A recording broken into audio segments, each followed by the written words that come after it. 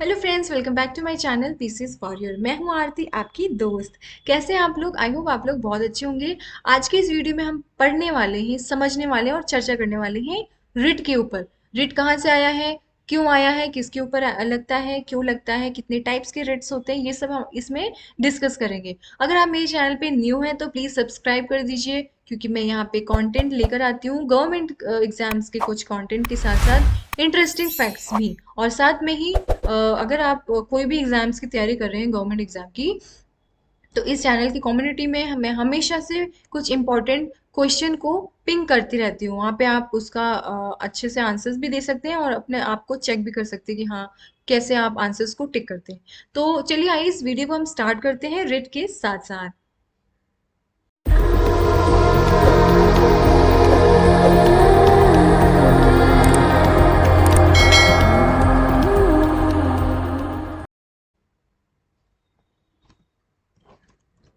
Okay, ठीक है friends, देखिए यहाँ पे हम रिट पढ़ेंगे उससे पहले हमें जानना बहुत ज़रूरी है आर्टिकल 32, क्योंकि आर्टिकल 32 के अंदर ही रिट आता है और आर्टिकल 226 के अंदर भी आता है। क्यों आता है इसके बारे में हम पूरा डिस्कस करने वाले हैं। ठीक है, अगर आप जैसे कि मैंने बताया है, ये इंडियन कॉन्स्टिट्यूशन का पार्ट है। पॉलिटी का ही पॉलिटी में आता है, इंडियन कॉन्स्टिट्यूशन का ही एक पार्ट है। जो कि रिट बहुत ही इंपॉर्टेंट हो जाता है उन अधिकारियों के लिए जो ठीक से काम नहीं करते हैं। ओके, तो देखिए यहाँ पे ना पहले समझते हैं आर्टिकल 32 क्या कहता है। आर्टिकल 32 कहता है कि भाई फंडामेंटल राइट्स, अगर किसी इंसान का मौलिक अधिकार का हनन हो रहा है ना, तो वो सीधा कहाँ जाएगा?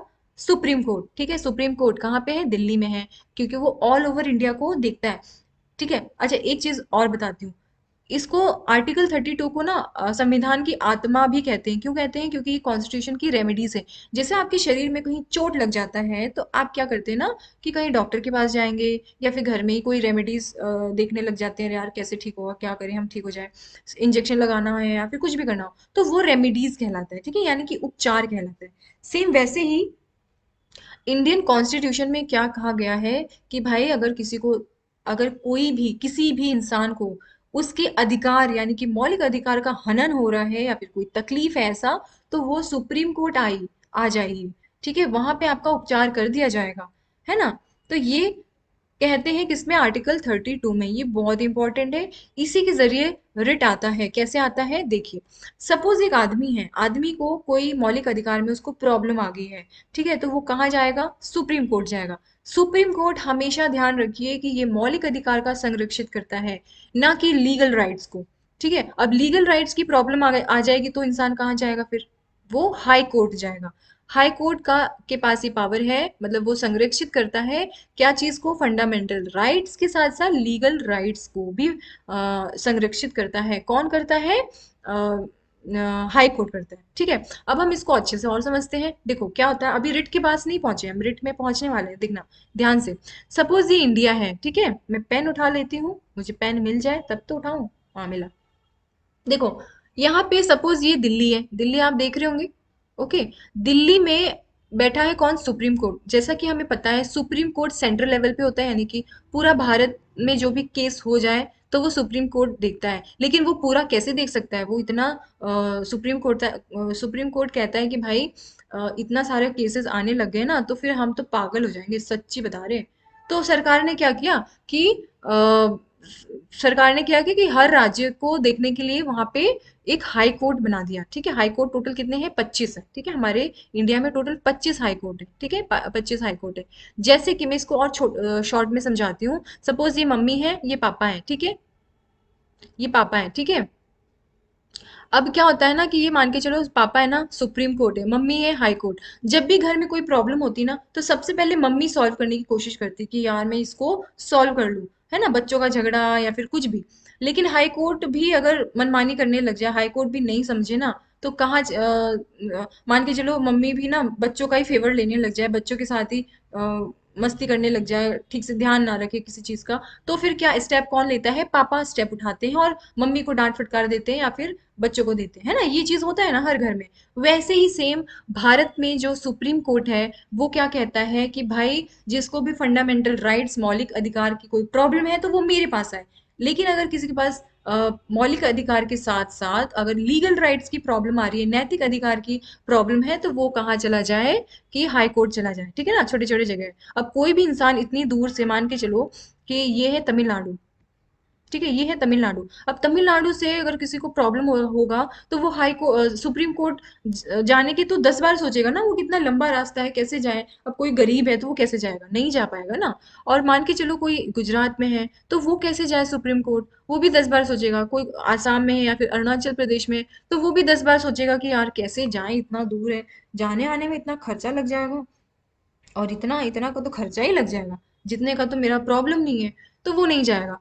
तो सरकार ने क्या बोला है कि भाई आपको अगर प्रॉब्लम है तो हाई कोर्ट चले जाओ। ठीक है ना, मैंने एग्जाम्पल भी बनाया है, जैसे मान के चलो ये लड़का है, ठीक है, ये लड़का तमिलनाडु का है और इसको कुछ लीगल राइट्स में प्रॉब्लम आ रही है, ठीक है, तो ये क्या करेगा, तमिलनाडु तो जाएगा, अरे दिल्ली तो आएगा नहीं इतना दूर, है ना, तमिलनाडु से दिल्ली आने में मान के चलो इसको इतने खर्चे हो गए, इससे अच्छा बोलेगा कि यार छोड़ो जाने, तो मेरा मेरा तो यही ठीक है, प्रॉब्लम से ही दुनिया, दुनिया तो सब प्रॉब्लम में ही जूझ रही है, मैं भी एक जूझ लूंगा, लेकिन ऐसा सुप्रीम कोर्ट, अरे जो कोर्ट है भगवान, अरे सॉरी जो इंडिया में जो सरकार बैठी है उसने बोला है कि भाई आपको प्रॉब्लम है तो हाई कोर्ट चले जाओ।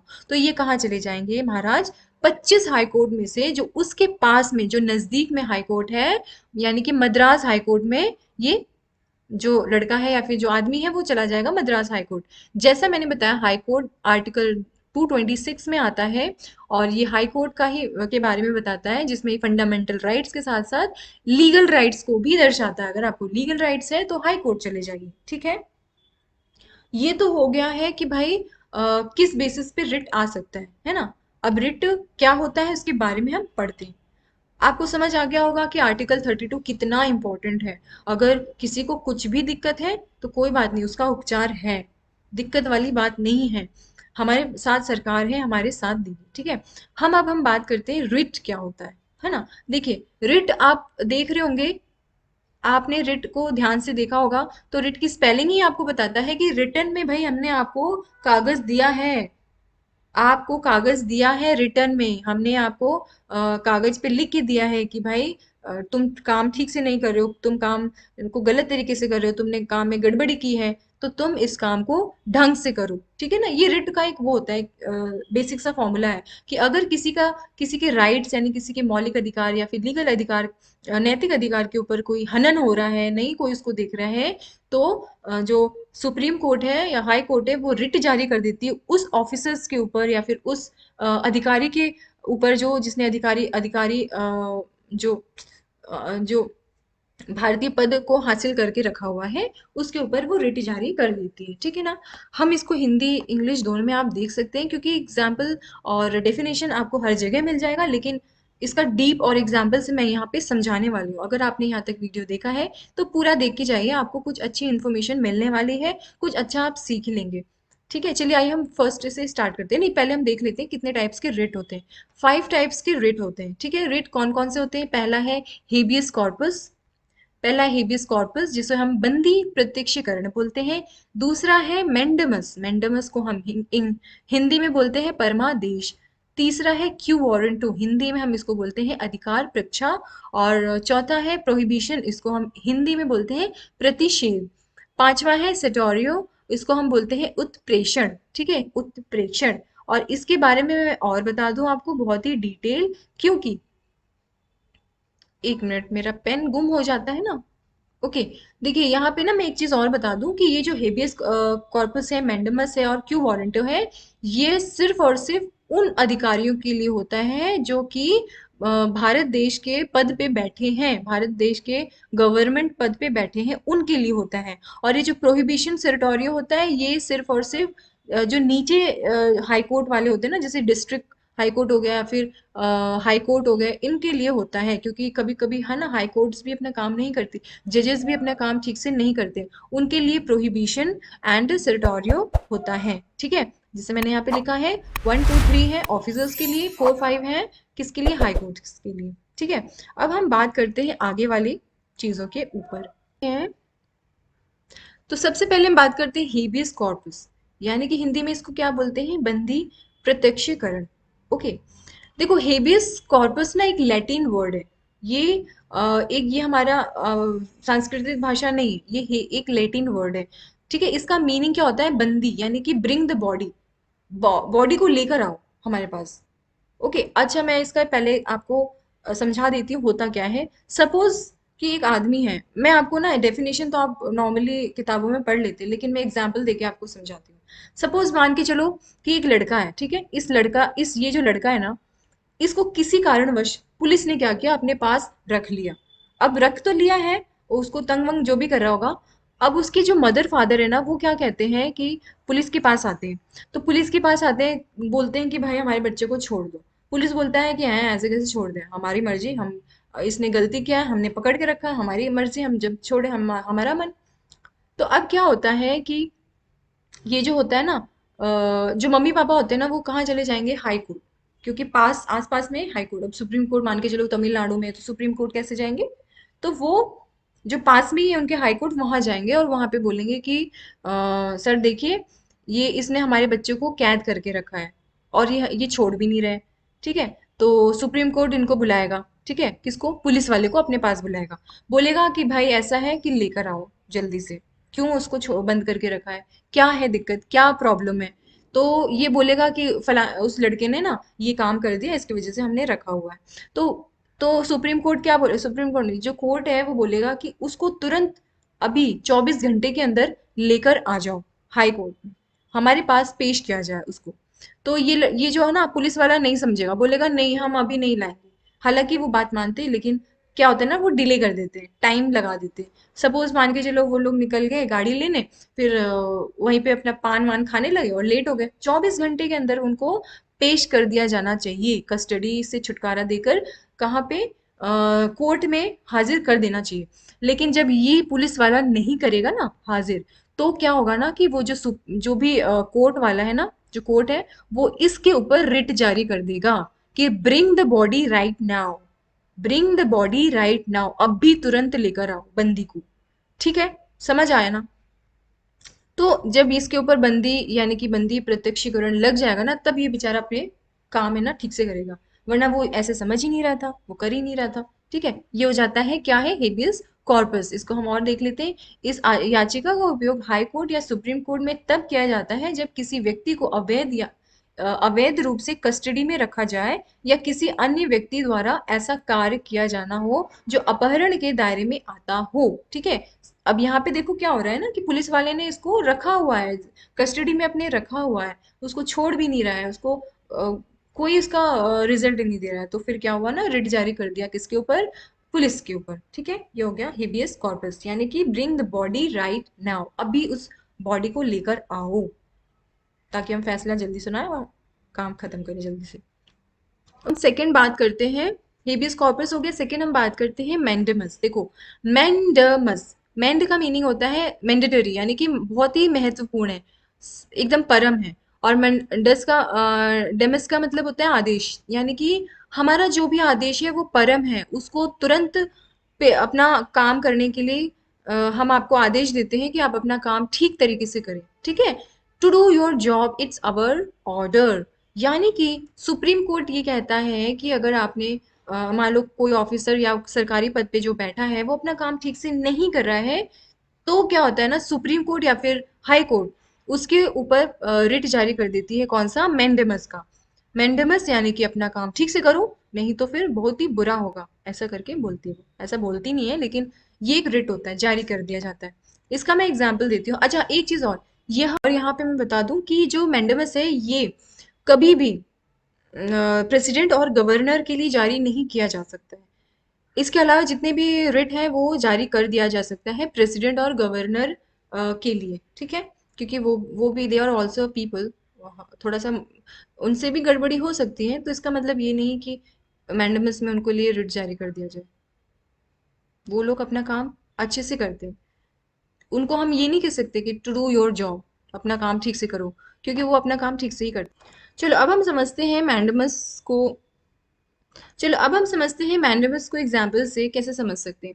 सपोज चिंटू मिंटू है, उनको जमीन का विवाद चलता है।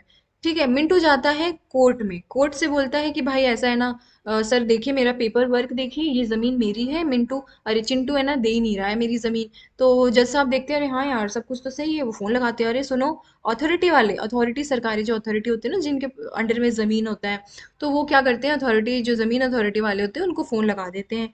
जब जैसे फोन लगाते हैं तो बोलते हैं भाई ऐसी ऐसी बात है, इनके मामलों को जल्दी सुलझाओ और मिंटू को उसका जमीन वापस दिला दो। तो सरकारी ऑफिसर बोलता है ठीक है सर, हो जाएगा, बिल्कुल हो जाएगा। तो क्या होता है कि जब मिंटू को पास जाते हैं वो कि भाई ऐसी ऐसी बात है, जल्दी जमीन खाली खाली कर दो।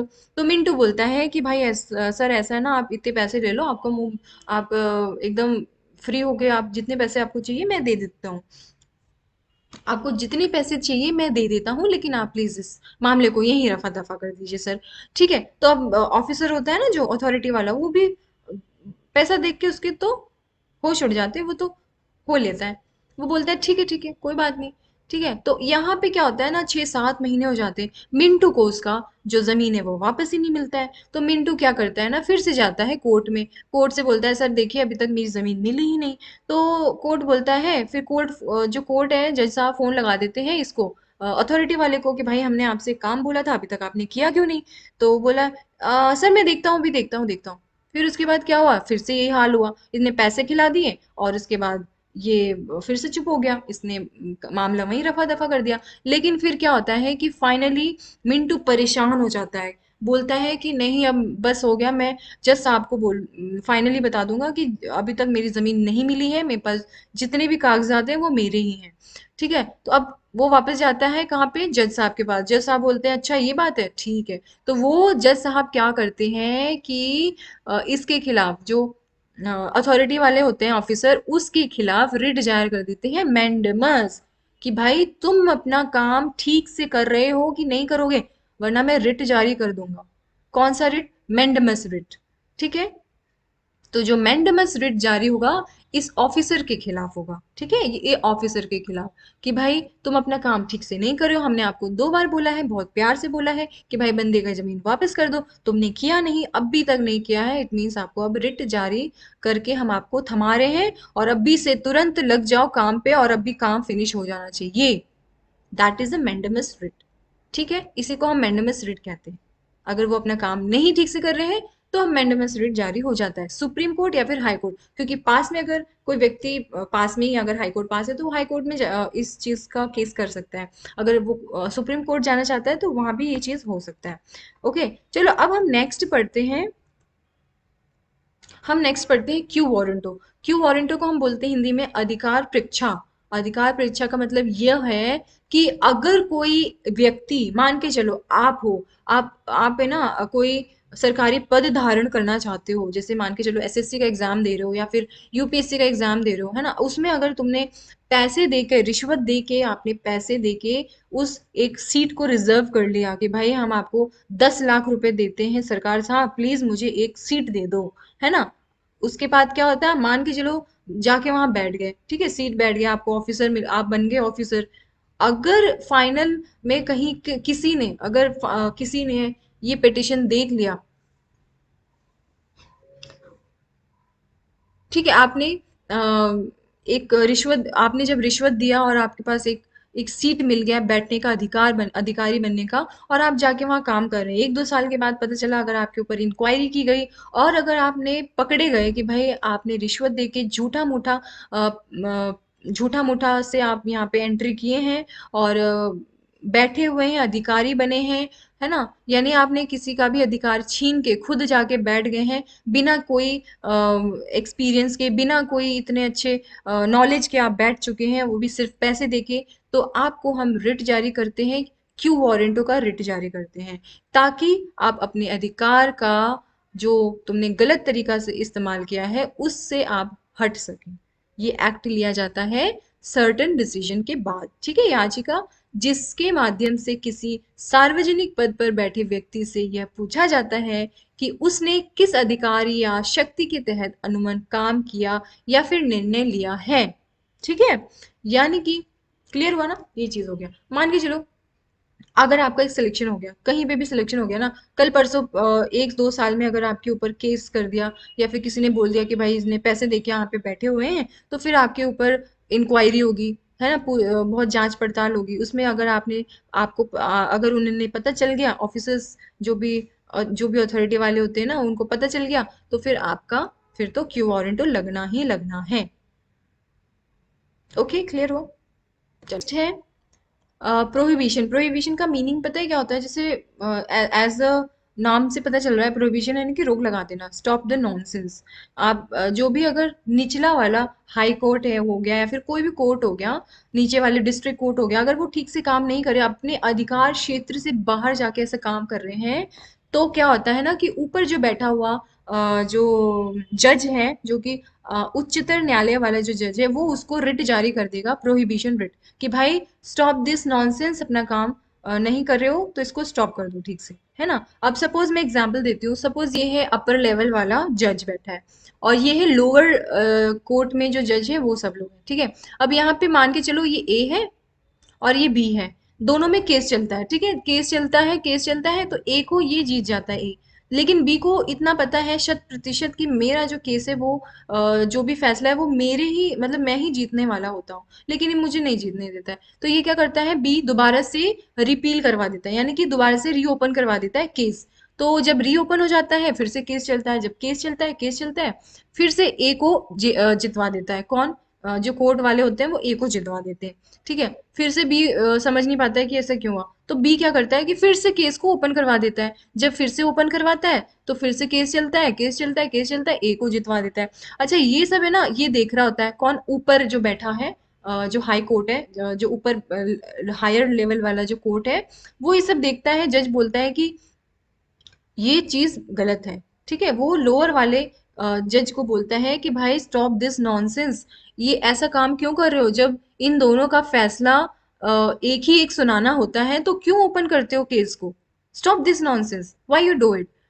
तो इसमें ये क्या करता है, रिट जारी कर देता है, कौन? अपर लेवल वाला जो कोर्ट होता है, जो जज होता है, वो निचले वाले कोर्ट के ऊपर रिट जारी करता है, प्रोहिबिशन रिट, की stop this nonsense, don't do it, because ऐसा करने से आपका भी टाइम खराब हो रहा है, हमारा भी टाइम खराब हो रहा है, क्योंकि जब भी कोई केस बनता है, उस पर केस लड़ा जाता है, उसकी जो फाइल्स बनती हैं, उस फाइल्स का जो प्रत्यक्षीकरण करना होता है, यानी कि उसका जो रिव्यू करना होता है, वो कहाँ जाता है? हायर लेवल हायर लेवल पे, हायर लेवल पे जो कोर्ट में होता है जज, उसके पास जाता है। तो वो भी ये सब देख रहा होता है कि भाई ये बार बार यही केस चलता है और बार बार यही जीत रहा है, तो ये क्या माजरा है, ये तो गलत बात है ना, आप ये सब काम मत करो, स्टॉप कर दो, ठीक है। That is a prohibition writ. तो ये जो अपर लेवल वाला है वो रिट जारी करता है लोअर वाले जज को, ठीक है, क्लियर हुआ? अब हम बात करते हैं सिटोरियो के बारे में। सिटोरियो रिट क्या कहता है? उत्प्रेषण। उत्प्रेषण का मीनिंग ये होता है कि मुझे सर्टिफिकेट दिखाओ, कारण बताओ, कारण, शोकेश, ठीक है। इसमें भी यही होता है, अब जो हायर लेवल पे बैठा होता है जज, वो लोअर वाले कोर्ट को बोलता है कि भाई कारण बताओ, तुमने जो फैसला लिया है वो किस बेसिस पे लिया है फैसला, अभी तुरंत बताओ, है ना। यहाँ पे मान के चलो कोई ऐसा काम हो जाता है, जैसे कि डिस्ट्रिक्ट लेवल पे कोई केस हो जाता है, ठीक है। अब उस केस पे फैसला आ जाता है जो कि सही नहीं है, वैसा फैसला नहीं होना चाहिए, ऐसा फैसला सुना देता है डिस्ट्रिक्ट लेवल वाला जो कोर्ट होता है। अब क्या होता है कि उदम मचा देते हैं, पब्लिक उदम मचा देती है, प्रोटेस्ट करने लग जाती है। अब ये सब होने के बाद क्या होता है, जब हायर लेवल पे जो जज बैठा होता है, तो वो रिट जारी कर देता है किसको? डिस्ट्रिक्ट लेवल, यानी कि जो लोअर वाला जो कोर्ट होता है उसके ऊपर, जो जज होता है उसके ऊपर रिट जारी कर देता है, सर्टोरियो रिट, जो कि ये कहता है कि भाई कारण बताओ, तुमने ऐसा किस बिहाफ पे तुमने फैसला लिया है, क्या तुमने इस तरीके का काम किया है, कौन सा फैसला देख के आप, कौन से रिजल्ट्स को देख के तुमने ये फैसला लिया है, हमें रिव्यू करना है, हमें रिव्यू के लिए आप अपना पूरा कारण बताओ, सर्टिफिकेट दिखाओ, शोकेश बताओ। कहते हैं ना, समटाइम्स आपने सुना होगा कि अरे फलाने कोर्ट के ऊपर तो शोकेश का मामला चल गया, शोकेश का मामला चल गया, अरे शोकेश का मामला क्या, कारण बताओ वाला मामला चल गया, ठीक है ना। तो फ्रेंड्स देखिए, यहाँ पे मैंने रिट बताया है, बहुत ही एग्जाम्पल्स भी दे के बताया, अगर आपको समझ आ गया है तो बहुत ही अच्छी बात है, नहीं आया है तो फिर रिपीट करके आप एक बार देखिए, आ जाएगा, और बहुत सिंपल सा है।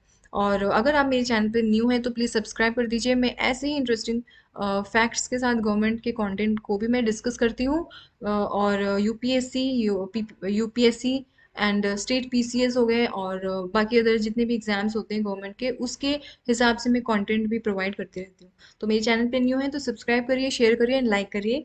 तब तक मिलते हैं न्यू वीडियो में कुछ इंटरेस्टिंग फैक्ट्स के साथ। Bye bye, take care.